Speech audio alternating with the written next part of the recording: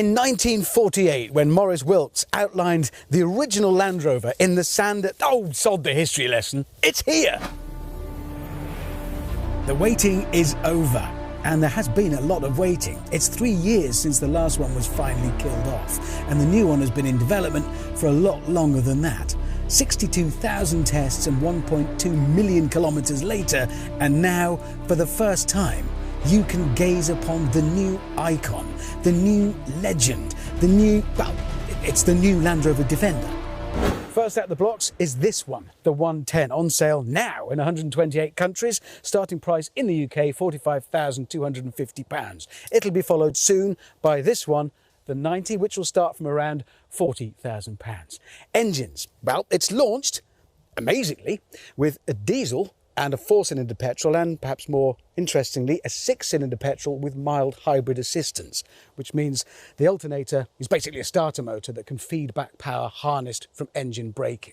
There will be a plug-in hybrid version available soon, so it is modern-ish. Soon will be. I can't believe it is finally here, the new Defender, and it is new, completely so. Do not go thinking that this is a Discovery Sport or something else in a pair of Defender overalls. The underlying architecture was developed specifically for this car and comes with the inevitable claims that it's stiffer than any body structure they've made before. 3 times stiffer, in fact, than the traditional body-on-frame design. Though I don't remember my old Defender being made of blancmange. Anyway, this is the first time you've seen it, so let's talk about the looks. Design Chief Jerry McGovern said the new Defender must be respectful of its past, but not harnessed by it. Well, there are clear design cues from the old Defender here.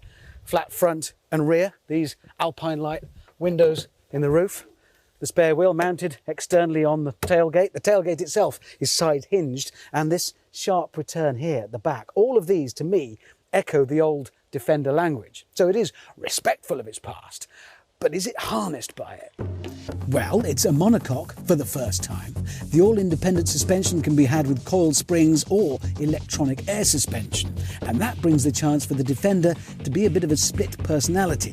Off-road, it can raise itself up by 145 millimetres. Then back on the road, the air suspension works with adaptive dynamics to give, they claim, great road manners. More amusingly, when you pull up outside a Monte Carlo casino, it lowers itself by 50 millimetres in a mode called Elegant Arrival. Yeah, it sounds like a bit of a gimmick, but for those of us shorter than the rest in the leg department, it's probably not a bad idea. It's been said that the Apollo 11 mission put man on the moon with 100,000 times less computing power than you have in your smartphone. Which is interesting, because my old Defender has 100,000 times less computing power than a piano stool. Well, Land Rover have clearly decided to do something about that. They're launching their new infotainment system, PV Pro, on this car, which promises to be faster and more intuitive and all those other millennial things. It can actually connect to 2 smartphones at the same time, although my 16-year-old daughter can do that. It's got head-up display, cameras everywhere to give you a full 360 view of the terrain around you. The sat-nav learns to cut the audio instructions when it realises you're driving through familiar territory. It's got 85 ECUs that can process 21,000 network messages at once. I have no idea what that means, but 21,000 of anything is a lot. Land Rover have dubbed it the all-terrain supercomputer. Yeah, I know, but it is clever. They clearly haven't spent all those years eating biscuits and arguing about where to put the gear lever. Speaking of which, it's here to make room for this. 3rd seat at the front, something you haven't been able to do in a Land Rover for decades. And even here, tech comes into play, because with a passenger in the middle, the mirror automatically turns into a screen showing a rear view camera, because your passenger's noggin will be blocking the actual mirror. It's a clever Land Rover. Put it into the new Wade program and it automatically raises itself and displays the depth of the water on the screen, and it can wade in up to 900 millimetres. That's, well, over my head probably. And then when you exit wade mode, it drags the brakes briefly to dry the discs. For me, this interior works. The central beam is die-cast aluminium alloy, and it is structural. They left it visible as a nod to the interior of the old Defenders. You can have seats made with a wool-based material, harking back to the old days, or you can have posh Windsor leather, or suede and high-tech new materials. And it can be a 5, 6 or 5+ 2-seater, depending upon your configuration. Have they done it? I know I shouldn't be biased, but I really hope so. I really wish that this was a two-way conversation.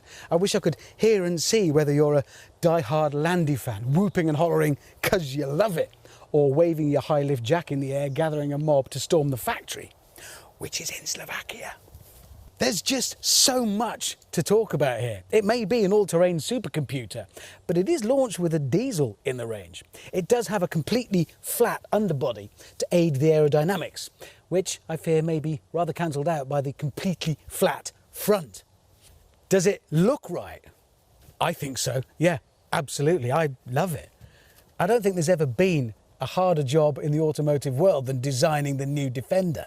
No car is going to be subject to closer scrutiny from a more passionate band of loyal followers. So you've seen it now. I've told you a bit about it. Obviously, we have to have a going one as soon as we can. Meanwhile, I want to know what you think of it.